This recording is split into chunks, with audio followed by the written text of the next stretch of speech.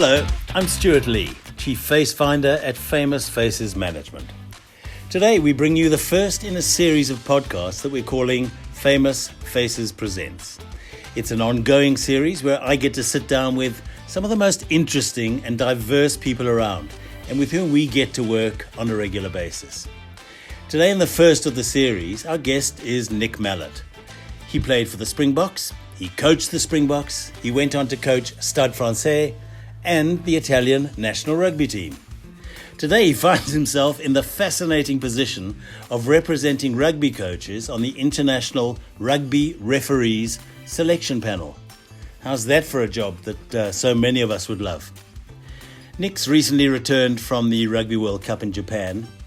And if you haven't been on the planet, you'll know that South Africa walked away with the Webb Ellis Trophy and the title World Champions.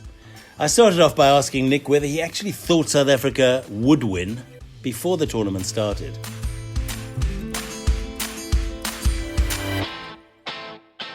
Yeah, interestingly enough, we had I did a number of talks before the tour, and when we were discussing South Africa's chances, I knew that Rassie was going to be playing a fairly conservative game plan because he had done that on the tour to the Northern Hemisphere, and then it continued with that in the Rugby Championship. And what was noticeable was how much better our defence was and how the players understood their roles in that defensive pattern. So that was a really positive part of it. Obviously, we were shaken a little bit by the game against New Zealand, but my predictions, I think I didn't get one right for the quarterfinals. That was Japan getting in ahead of Scotland, which was fantastic. Home nation, obviously, getting into the quarterfinals for the first time. That maintained interest there tremendously. I think the tickets, 75% of the tickets were bought by the Japanese public. So it was an incredibly well supported World Cup, but particularly by the home nation. And then in the semi-finals, I made a prediction before, which was South Africa against Wales in one and New Zealand, England in the other. Got that right. And then I didn't get the final right. I thought South Africa would make the final. I thought we'd play against New Zealand. But obviously England played a sensational game against New Zealand in the semi-final. They're probably the best game they've played that I've ever seen an English side play, and knocked New Zealand out. So going into the game, it was quite difficult to remain objective, really, because it was such a good English performance. They controlled the pace of the game so well. They put pressure on New Zealand. New Zealand forced New Zealand into making a number of mistakes. Their kicking game was outstanding. Their attack was brilliant. And looking at that game, one had to say, how are we ever going to beat a side that plays at that level? But South Africa hadn't really had our best game until the final. And when we were previewing that final, we spoke about the areas that would surprise the English a bit. We spoke about our defence, which is a rush defence, cuts down time and space.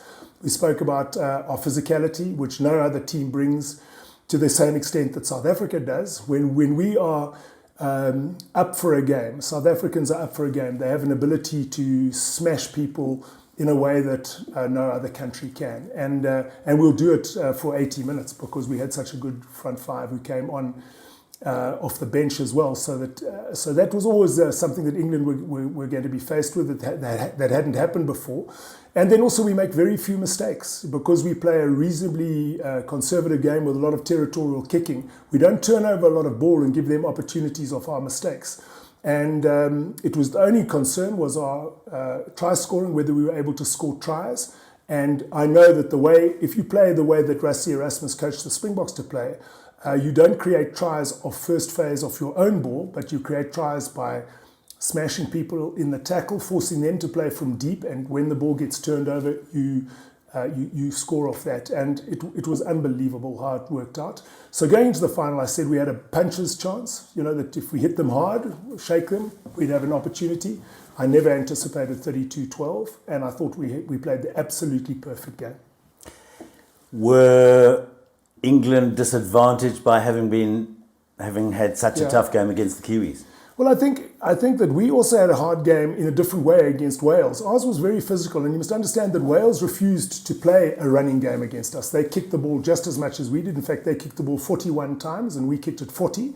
So it wasn't a great match to have to watch, but it was very physical. One-off runners, South African defence against Wales defence, one try each, and right going down to the final 10 minutes. It was only in the final 10 minutes that we got on top of them. So it was an attritional game with injuries. I mean, the Welsh went off with 3 or 4 injuries, and we hit them hard in that game. In the New Zealand-England game, it was a bit different in that both teams wanted to play at pace. So there were breakdowns, quick ball, and a lot of movement, but you didn't have the physical confrontation, I thought, that there was in the game Wales against South Africa. So England were brilliant, but they were brilliant because New Zealand were poor. They were poor on defence. They didn't get off the line quickly. They weren't physical enough at the breakdown. They played with only one open side flanker who didn't compete well in that. And the Barrett Mwanga move didn't work for them. The Barrett on the flank didn't work for them. They should have had, I thought they should have had Ben Smith at fullback and had Barrett at fly half. I thought that would have worked. Had Crotty at centre. But there were a lot of changes they made because they wanted to play a fast game that actually suited England. So going into the final, I didn't think England were overplayed. They'd missed that game against France. That was cancelled. So England had a very good build-up to the game. I think what happened was the English press got so behind the English team and were having them as out-and-out favourites. I think there was one guy, Dawson, who used to play for number 9 for the British Lions, was writing an article where he said if you had to pick a combined team, it would be hard to pick one South African in the England side. I mean, that sort of stuff before the game is manna from heaven for a coach. Rassie, I'm sure, would have cut that out and just showed it to a couple of his players. I think after the game, you'd have to ask yourself how many English players would have got into a combined team given the way we played. We played so well in the final. You were lucky enough to spend over 3 weeks in Japan in the build-up. We didn't see you on TV, did we? Did I miss it? I'm not sure. I did. We did. I think 4 or 5 shows there.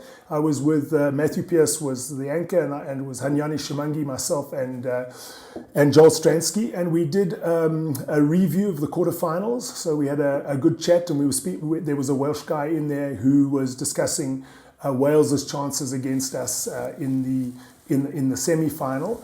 And we did a preview of that semi-final with that Welsh guy again, talking about both semi-finals. In fact, England, New Zealand, and South Africa against Wales. And then afterward, we did a review of those 2 games. So it was 3 shows, and then we did a preview of the final. So I think there were 4 shows I did with SuperSport. I'm not sure often what happens is that SuperSport has a huge amount of material, and I'm not sure whether they can air it all. But it was interesting, and just before the final, I was so pleased. We were sitting there talking about Will Greenwood, who won the World Cup in 2003 with England, was talking about how well England were playing, and that that 2003 team had all acknowledged they'd never played a game as well as the English 2019 team did against New Zealand. And so all that praise, I think, tends to just dull the intensity a little bit. And when we had a discussion about South Africa's chances, we did talk a lot. Hanyani and Joel and I all spoke about the intensity that South Africa brings to a game like that, the physicality, the defensive system that is very different from most other defensive systems in that we leave space on the outside, but we close down so quickly that we give people very, very little time to get the ball out wide. And England just weren't able to face up to the pressure they had in the scrums and also the pressure at the breakdown. I mean, there were some incredible stats that came out of that. England had 111 carries, I think, and only made 170 meters, which is about 1.5 meters per carry, which is nothing, which meant that we were getting off the line and smashing them. Where they caught the ball, often they wouldn't even get to the advantage line by the time we'd hit them. And South Africa had just over 80 carries, and we made 370 meters. So we were getting 4.5 meters to 5 meters per carry, which meant that their tacklers weren't getting off the line. We were getting across the advantage line. Our ball was quicker. Our scrum off and fly off have more time to make good kicking decisions or good passing decisions, and we played much more in the final than we did in the semi-final. So just so much of what we predicted and basically hoped for, it was hard to predict, but we hoped that that was what South Africa was going to do. It actually happened. And then honestly, the cherry on top of the cake was were the two tries in the last 15 minutes. I mean, sensational try by Mapimpi, beautiful blindside, lovely chip, wonderful gather by Am, and pass in an instant, poetic, balletic, skillful, wonderful pass. And there was silence in the stand. It was quite extraordinary that, they couldn't believe it. They just knew that was the first nail in the coffin, and the second one was when Cheslin does what only Cheslin can do. And there was no space. I was right in front of where he beat 4 English players. He beat Farrell on the inside and then accelerated outside 3 other English cover defenders. There wasn't any space. I mean, he had no chance right to do that. It was just extraordinary. In fact, Farrell ran past and he just dropped his arms like that. As he was stepped, he just carried on jogging. He just knew, finished. He was out of it. It was fantastic. Cheslin was a remarkable player and was quite rightly in the nominations for the player, the best player of 2019, World Player of the Year 2019. We've picked up some fantastic awards, which I think have been a good reflection for Rassie and for the team and for Sia. What statistics? What value? I mean, we had no chance going into it. Everything, if you lose in the first round, if you lose in the pool games, you've got no chance. Yeah. So statistics are fascinating. I mean, and you have this encyclopedic memory. I don't know. I mean, you can actually remember a call. You played as a Bok, 25 odd years ago? Oh, more than that, probably. Yeah. What's it like to be on the ground? I mean, we're talking about how much exposure there was, how much gees there was from the English side. Yeah. Would the players have seen that? Would they have believed that it was an absolute slam dunk for them? Well, I think from the English point of view, I think the praise that they got is never good going into a World, because being a favourite and being told how good you are, as I've said, it just dulls the edge a bit. Whereas South Africa were criticised by saying, oh, what an ugly game and what a semi-final to win, and could have gone to Wales or South Africa, and if that's all you can bring, well, then you're not, then it's going to be a walkover. And that is exactly what South Africans need to hear, or any team that's underdog needs to hear, is that they've got no chance. So I think in both the build-up, and Rassie was very, very good. Rassie actually has been, I can't give him enough praise in terms of his preparation, his planning, his man management, his leadership, his humility in winning the game, his understanding of where sport sits in terms of our lives. He said the pressure isn't about winning a World Cup. The pressure is putting food on a table and avoiding getting murdered sometimes. So, and Sia was an absolute gem of a South African. He was always humble. He was always passing on praise to either the coach or his fellow players. His popularity was immense. I was there for the 3 weeks, and I saw the way that the team responded to him. In fact, when he was handed the cup, this is typical of Sia, went straight over to Rassie and said, please come and take the cup with me. We owe you so much. And Rassie, typical of Rassie, said, no, this is not a coach's place to be. This is a player's place to be. You hold it. And then when he went up to hear the team chant his name before he got up, see, it was fantastic. And then at the awards ceremony, we came away, South Africa, with Team of the Year, Coach of the Year, Best Player of the Year. Each of those guys who got up to give an acceptance speech, it was all about their teammates, all about the country back home, how they were playing in order to make people's lives a little bit better if they produced a good performance. So I've never been as proud of being a South African as I have been over this last couple of weekends, but particularly the final. No, there was no arrogance in our win. There was no boasting. There was no "we told you so." None of that. It was just, we're very grateful to have had this opportunity, and we're so pleased that we managed to produce a performance that made people back home proud. And boy, they have. I think when they go around the various cities of South Africa, there's going to be a massive, massive turnout. One thing which was quite interesting was we all talk back to 1995 as being a moment which united South Africa, but it was a very brief moment. We were united over one afternoon and perhaps the next day during the hangover stage. But then we drifted apart, and we didn't actually build on that unifying moment. And I think this is what is so important about this win. It's without any doubt, it's the South African Test team that has been most supported by all South Africans. The fact that we were a completely transformed team, that we had black players, brown players, white players, Afrikaans, English speaking, everyone together uniting and playing together for a bigger cause than themselves and winning something was extraordinary. And that, in order for our black population to support the national side, they have to see black players performing well because they want heroes. They want their children to look up to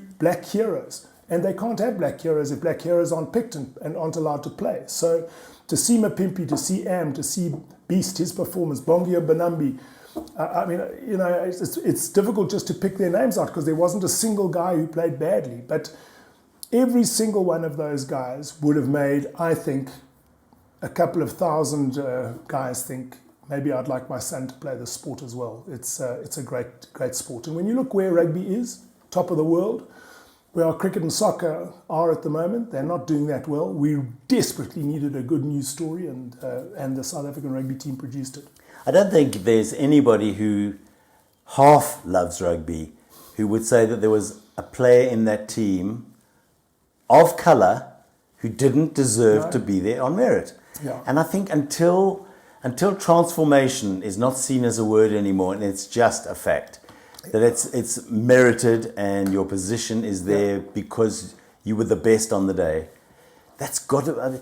Are we heading in the right direction in terms of transformation? Again, I think it's all about the leadership. I think that Rassie Erasmus, when he took the job, he embraced the fact that he needed to transform the team.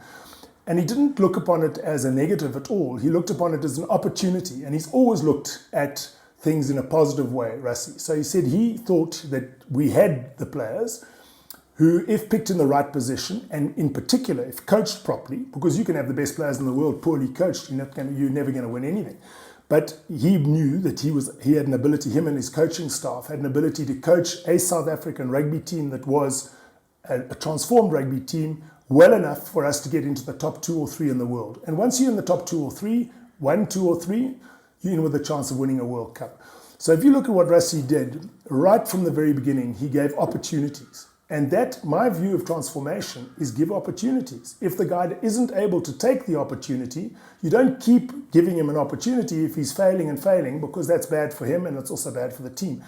But what's really reprehensible is not giving someone an opportunity. And what Rassie did was give so many players an opportunity. And even when they were battling, he didn't chuck them out. He said, hang on a sec, I can still improve. Mapimpi had a bit of a problem under the high ball. Mapimpi had a bit of a problem with his understanding of the defensive system.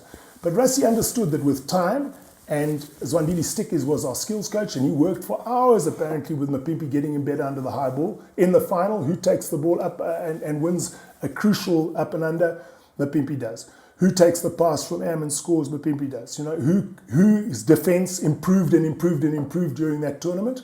Mapimpi's did. So given the confidence that the coach has in a player, and then that player buys into what the coach wants to do, you have a wonderful opportunity of getting a player to play at his best. So Rassie gave lots of people Herschel Jantjies. This is a perfect opportunity. He wasn't even number 1 for the Stormers at the beginning of the year.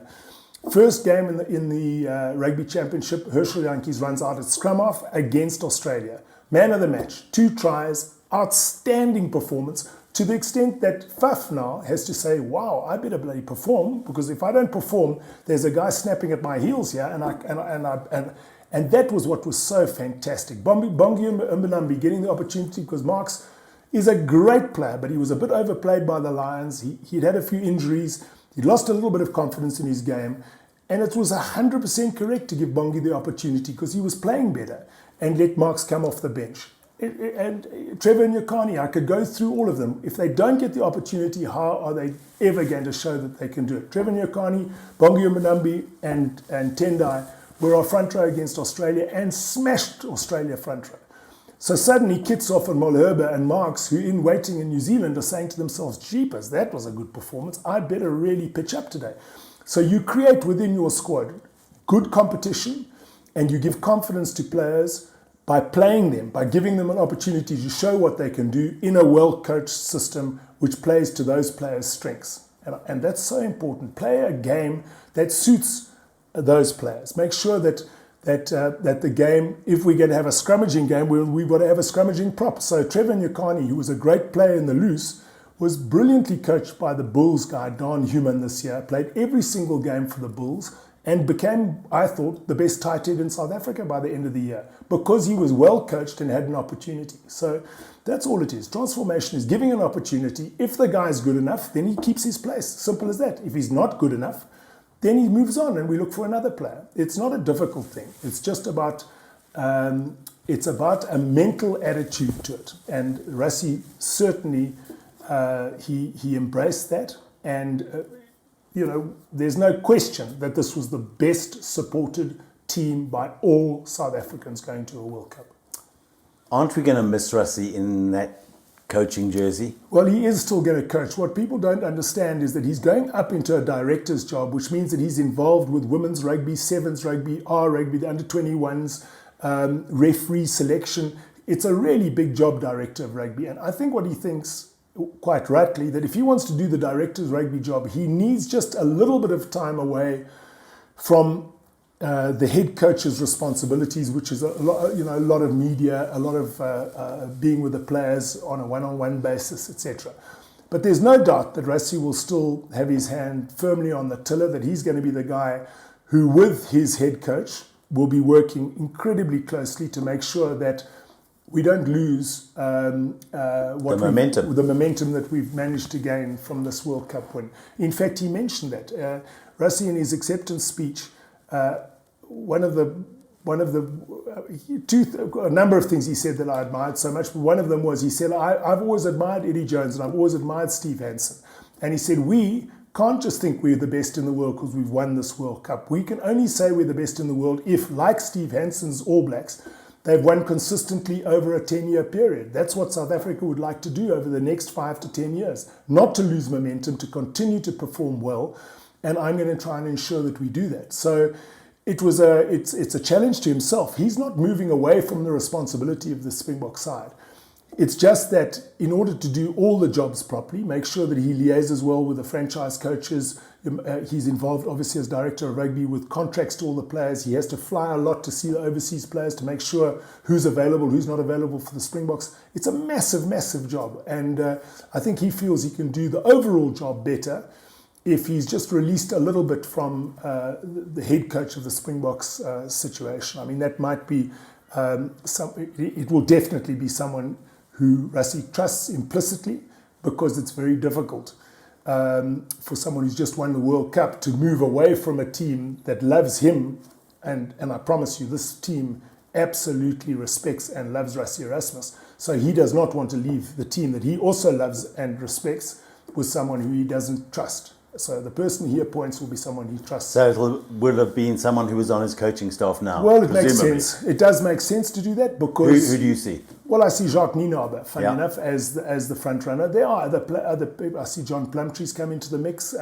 But it makes the most sense to give it to the guy who he knows better than any other person in rugby in the world. He started out with Jacques Nienaber at Free State. They were together... from Free State through Western for the Stormers, through doing as director of rugby and running Western Province rugby. They went to Munster together. They've come back and done the Springboks together. So it's a guy who they are completely in tune, and he will know that if Jacques, I'm not saying he will definitely get it, but it would make complete sense to me if Jacques was appointed the head coach, and it's Rassie's appointment. Remember that it's not Saru's appointment. It's Rassie is director of rugby. And as director of rugby, he makes the appointments of the head of this. He appoints the sevens coach, the women's coach, the under-21 coach, and also the Springbok coach. So Rassie will need to have someone there who he works really well with. Do we not have the problem any longer that I seem to think we had when Jake was coaching? Headbutting against the administrators, political interference. Is it becoming more about the sport and less about the administrators' egos? Yeah, well, I think it's a two-way street here, because we're very critical, and I've been one of those who've been very critical of administrators. and for good reason in my case. But I think that when rugby, under a person like Rassie, has understood that nothing will work if we are not aligned, from the Minister of Sport, from our President, Minister of Sport, to the President of South African Rugby Union, to the Director of South African Rugby, to the head coach and to the captain of the team. If those people are not aligned, supporting and pulling for each other, it's very hard to be successful. So what Rassie has done, he has said, I'm quite prepared to transform this team. We've got players who are easily good enough. They're going to get it there on merit in any event. And because he's been true to his word, he's won the support of the South African Rugby Union, and he's won the support of the Minister of Sport and the President. So it's been because of the way that Rassie has behaved that we've won the support. They haven't given us support simply because he's there was pressure coach. on them. No, there's pressure on them. They've stayed very clearly to their position that they believe that South Africa's sport needs to be transformed, and it must be transformed right through schools and clubs and universities and competitions, and particularly, I think, in Super Rugby. Super Rugby, because that is your feeder to your test team. So that's another job that Rassie has to do. He has to make absolutely certain that all our Super Rugby teams are representative of what the government and what this Minister of Sport is wanting. And as I said, when you see the success of certain players who've been given opportunities, it makes absolute sense to do it. Because we've transformed a lot. We've got people like Lisa Gqoboko when Beast steps down. We've got a guy called Oxenche, who's an absolutely fantastic prop and could be a brilliant hooker. We've got wonderful backline players who are coming through. Bit short on locks, but loose forwards, front row, hookers, scrum half, fly off, centres, wings. So there are lots of players of colour to choose from and on merit. How well is our feeder system working right from sort of ground level? Are we looking for the babies with potential? I think that we're very, very fortunate in this country to have such a good school system. It is a fact that probably 75% of our Springboks come from 25 schools, say, and that's not ideal because obviously it is elitist. So someone like Siya Kolisi, had he not been picked up at 13 years old and given a bursary to go to Grey, he might not have had the opportunities to play with good players, develop as a rugby player, get offered a position at the Western Province Academy, continue to play with good players, continue to be seen as a good rugby player, and work his way through the system.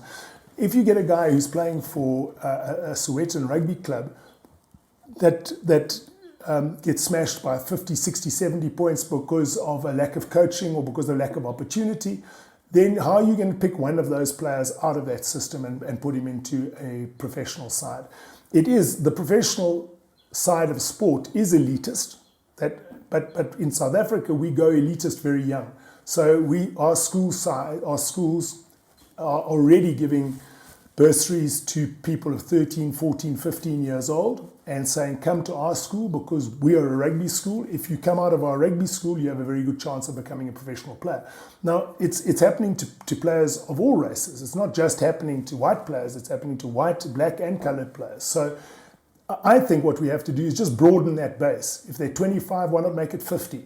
So why not say, in the South African context, we should be looking at 4 regions. Eastern Cape, I think, is a very strong black rugby playing area.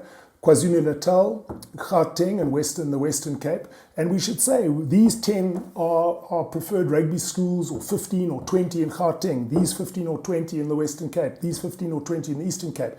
And make sure that the directors of rugby in those schools and the coaches in those schools are up to date with modern trends. And then we try and channel the best athletes into those schools. It's very difficult to bring rugby to every school in South Africa. It's quite easy to bring a really talented kid into a school system where he has a good coach, and that's the way to do it. What you and I guess every other professional spectator is critical of the referees. I pick them. I can't be too critical. Yeah, I'm on the rugby selection. Yes, I know. Yeah. Are we doing better in that direction? A lot of criticism for the ref before the final. Yeah. The little I know, he seemed to do a good job. Did he?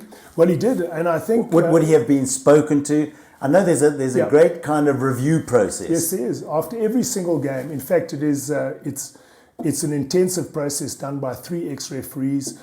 Joel Juge, who's from European rugby, and you've got Lyndon Bray from the Southern Hemisphere running Sanzar refs, and you've got Alan Rowland, who's World Rugby refereeing manager.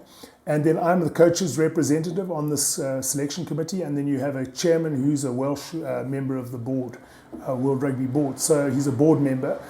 But it's basically the feedback and the information that is given back to the players are done by those 3 referees, refereeing managers.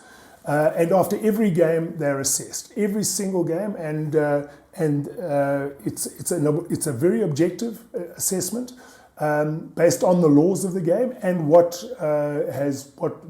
the World Rugby has been emphasizing going into a tournament. So, for example, high tackles around the head and neck area. It was a real issue in the first weekend, first 4 or 5 days.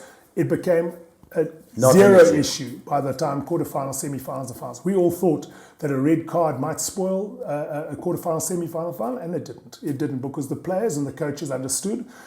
The message had gone out there.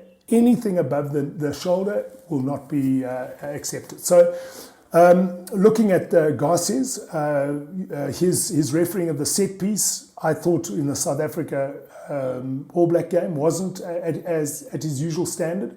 He went into the World Cup as one of the top 4 referees with Jaco Papers and with Barnes and with Nigel Owens and himself, and he was arguably the best of those 4 in terms of the set piece. So it was a little bit perturbing to find that in our first game against New Zealand, he missed quite a few issues around the scrum and also in the line-out. But that was fed back to him.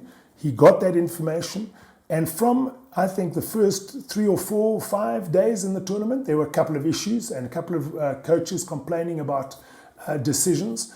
But honestly, from 1 week into the competition right to the final, the refereeing improved, and there were very, very few complaints from coaches or from players about the way in which a team had been refereed, a match had been refereed. And in the final, interestingly enough, Garces did the semi-final, England against Australia, and refereed it very well. It was a wide open, fast-paced game, not too difficult to referee. And then he had us in the semi-final against Wales, which was a tricky game because neither team were wanting to run the ball. So there was a lot of kicking from both sides, and there were also numerous set pieces and breakdowns and mauls. And I thought he handled it well. He went into that game at the same level, a refereed at the same level as we expected him to, going into the World Cup. And the final, I mean, it was made pretty easy for him because the Springbok pack was so dominant. But when you dominate in the scrum, sometimes a referee tries to back away from that area and say reset, and gives the other team a chance, but he didn't. 6 penalties to South Africa for our scrum. He gave 1 to England when our Lucid Kitshoff slipped, and they got a penalty. So very consistent in the dominant side getting a reward, and good at the breakdown, good in the open play. I thought he had an excellent final, and certainly after the game there wasn't a single England player, England supporter. No dissenting voices. Yeah. Well, they were, they booed, but because they're the losing side, sure, and because they're a bit sore, they had to blame someone, And but it certainly wasn't because of Garcia's that they lost the final. You are fairly well known to be critical of Willie Leroux, but even so, there were pluses about him being on the team. Yeah.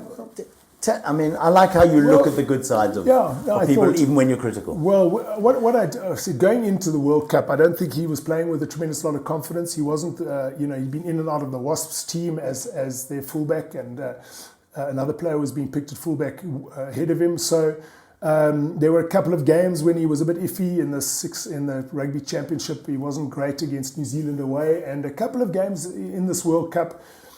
it's very difficult for a fullback though, because a forward can hide in amongst the melee of players, and he makes a tackle, misses a tackle. It's not quite as evident as it is when a fullback drops an up and under, or when he's in a position to set up a 2-on-1 and he drops a pass. I mean, it is so in the open that you can't miss it. Sure. And that's why he was going through a difficult period. But what I really liked, and it was a consistent pattern of Rassie Erasmus's selections basically since he's taken over, is that if he backed a player, he allowed that player to go through a slight loss of form without dropping him. He backed the player and said he's going to come through it. So I'll give you examples. Mapimpi was one example. Am was another example.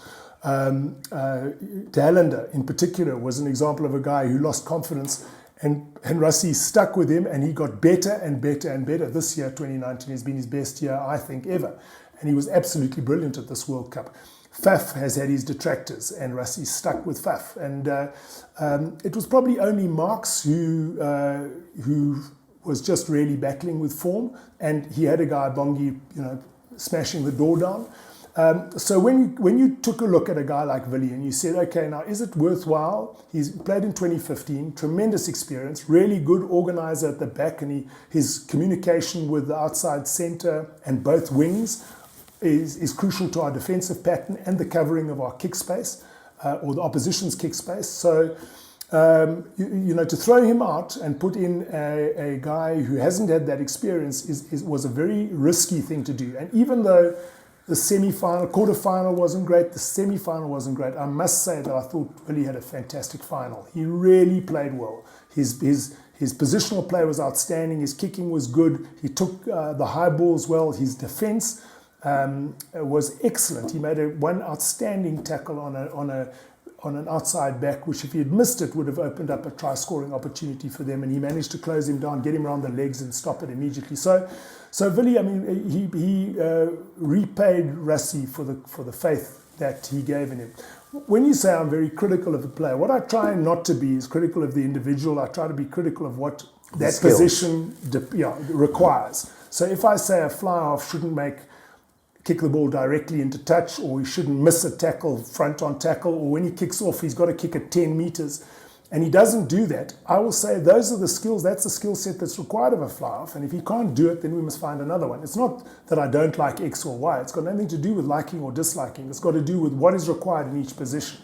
And there was a time when I thought, when a player is going through a crisis of confidence, it's almost unfair to keep that guy going and going and going. But to give Rassie and again Willie, in particular Willie, full credit, his final was outstanding. There wasn't a single South African who didn't play well, but he really stood up, given some of the criticism he'd been under. You talk about liking and disliking. You've been there as a player, you've been there as a coach across different countries, different situations. Not everyone can get on with everyone. I mean, you've got to choose your roommate well. What do you do about the personalities? I mean, there have to be personality clashes. Yeah. Well, the most important thing is to get everyone in that team to understand that there's a bigger goal than you. You are the least important. You are only important as one of 31 players or one of a coaching staff of 10. So people always say, it's about, they don't always say it's about me, but when they start saying it's about them, that's when you start losing focus and losing an ability to contribute to a cause. And what Rassie clearly did in this was that, in this campaign, was that he and the players sat down and they trusted each other, they respected each other, and they grew to like each other. So of course you're going to have some guys get on better with other guys. Of course you're going to have people feeling more comfortable with people who speak the same language as they do as others. That's all fine. That's not a problem. The problem is if you have cliques. The problem is if the coach treats a certain group of players better than he treats any other players, older players better than he treats younger players, or any other mix of backline players, or his captain and his vice captain, or a leadership group that he never criticizes if they play badly. That starts bringing in issues. So Rassie didn't do that. He was played open, what they call it, open cards. Every single time he spoke to the team, it was in front of everyone. If he spoke to an individual, it was in front of the whole team.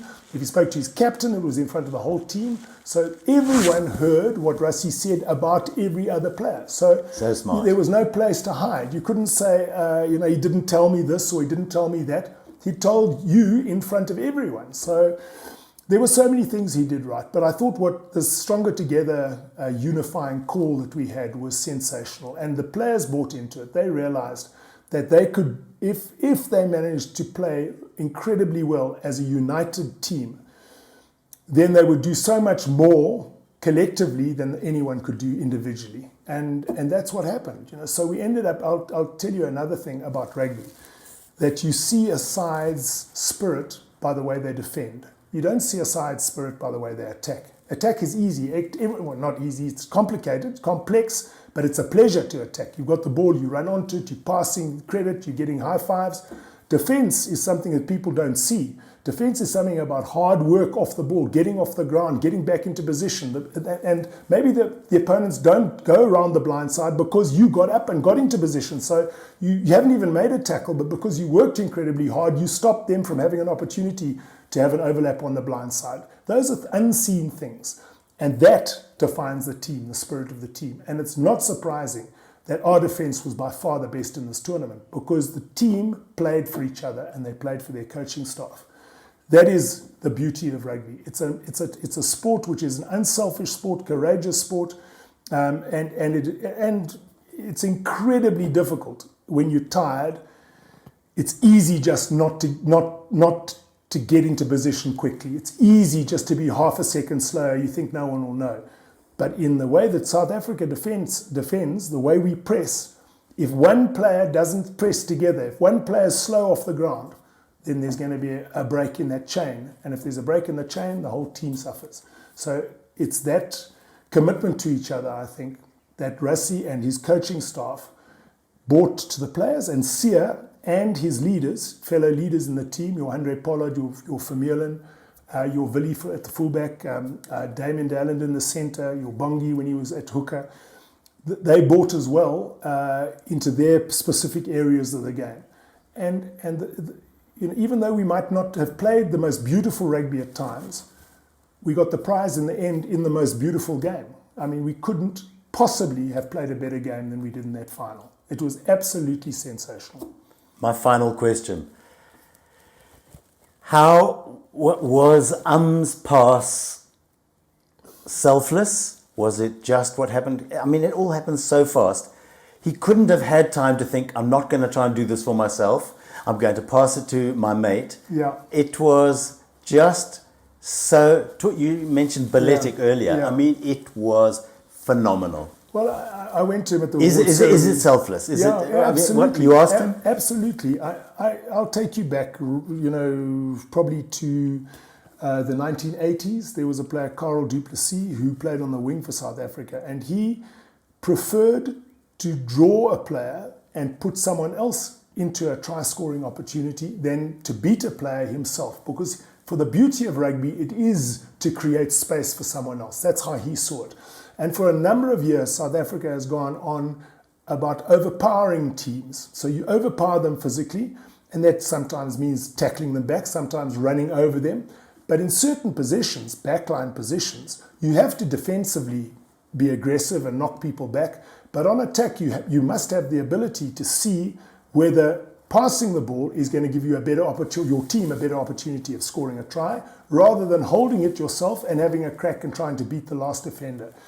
And what Am has clearly got is he's got Karel du Plessis' same feeling of it's preferable for me to draw a player, stop him so he can't tackle anyone else, and make a pass to a player completely in free space who runs over and scores.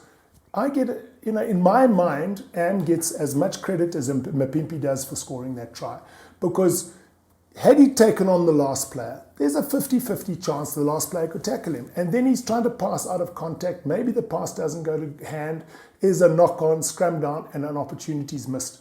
So obviously the execution of his pass has to be good. He's got to catch it and make sure the pass is perfect. but that's his job. That is what you picked at outside centre to do for South Africa. You picked to make sure that your passing is accurate. And it was the most wonderful, wonderful moment for me because as a commentator, I have spoken so many times about backline players needing to hold the ball in both hands when they take it into contact, because you've got to confuse the defender as to whether you're going to pass it or whether you're going to tuck it in. If you tuck it immediately, you can't pass it. So it's easy. The defender will just tackle you. But if you hold it in front of you, already you are providing a little bit of uncertainty in that defender's, in the position that defender is. Is he going to pass? Must I stop on him? Is he going to shift? Is he going to pass inside? And has always caught the ball and carried the ball in two hands. He's always held it in front. Dalland is doing it now. I mean, even Jesse Kriel is doing it now. It's absolutely fantastic. And it gives you the opportunity to pass, or if that guy goes, to hold on to the ball. So it's a basic skill that we should be teaching all our boys, all our youngsters coming through school. Whereas a lot of time you see the guy just get the pass, put it under, and the biggest and fastest player in the school back line will be inside centre, who will run over the guy, and they say, what a great player. And he is a great player if he's playing against guys you can run over, but when you get to professional sport, you're going to find a player that you can't run over, and then you're going to have to fall back on your ability to pass. And if that isn't coached into you or coached and part of your preparation for becoming a professional player, you're always going to fall back on what you know. And if you only know to run over, then we're going to miss a lot of opportunities to score tries. Nick, you talked throughout the conversation about Sia and the team and how it's not about us, it's about the country. Even today, he's saying it's about the country. I believe that this could have some kind of an emotional forward movement for all of us. Yeah. So I think it could be, hopefully, even bigger than the Rugby World Cup win, which we've had. I think that, just in simple terms, this team has provided huge joy and huge happiness and a hope for a better future to millions of people, not thousands, millions of people in South Africa. It has also earned people respect that they haven't had before. The respect of having a black captain, and a successful black captain who is someone you can admire, who's unselfish, who thinks about his team, and who's an incredibly good person. I mean, given that opportunity, Sia himself could not have taken it better. We've got a coach who has transformed our team in a way that's given every single player an opportunity to show what they're capable of doing. As Am did, as Herschel Jantjies did, as Dalland has done, as Faf has done, as Pollard's done. You know, you can go through this entire team, and because of the way in which he coached them, each player has had an opportunity to show what he can do. Now, if we can take that it's a small thing. Sport is a small thing in life. But if we can take that into the workplace, or into our relationships with people in a restaurant or in a bar or in any social occasion that we're bumping into people, treat them with respect, give them credit when it's due, don't prejudge. If we can do that, you know, this will have a massive influence on the future of South Africa, because up until now, we haven't trusted each other in this country. We haven't trusted each other if we come from different cultures and different languages and different races. And what we saw on the rugby field were people of all different races, all different cultures, trusting each other implicitly, and we won the World Cup. I mean, who would have said that would have happened 2.5 years ago? Nick Mallet, thank you for your time. Thank you very much. It's a pleasure. Fancy having Nick at one of your corporate events, a business breakfast, a sales conference, an intimate exco dinner, or anything, you decide. If you would like to know more, give us a call on 011 784 3111 or info@famousfaces.coza.